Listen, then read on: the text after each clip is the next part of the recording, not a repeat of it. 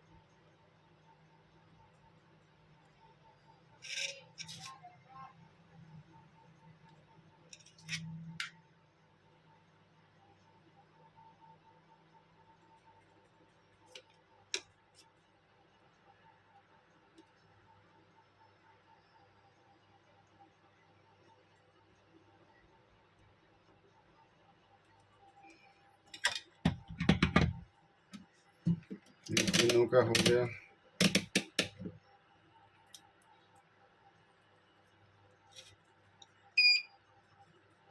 ये हुआ अपना प्लस पॉइंट, ये हो गया प्लस पीबी डाटा। ये तीनों का हो गया, तीनों भी ओके हो गया।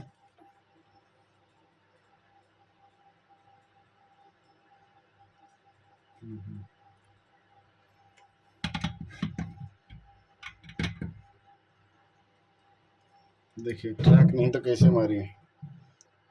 पहला पिन इधर लगाने का, सबसे पहला इधर प्लस पॉइंट इधर, इसके इधर लगाओ, इधर लगाओ। सेकंड वाला इधर, थर्ड वाला इधर, फोर्थ वाला छोड़ देगा। फाइव्थ वाला जो पिन है वो अपना ग्राउंड है, कहीं भी तुम लगा सकते हो। इसे लगाने से चार्जिंग होगा, नहीं तो ये 2 पॉइंट नहीं लगेगा बीच का तो चार्जिंग नहीं लेगा, ना ही चार्जिंग होगा। चेक कर लीजिए, ये सही है।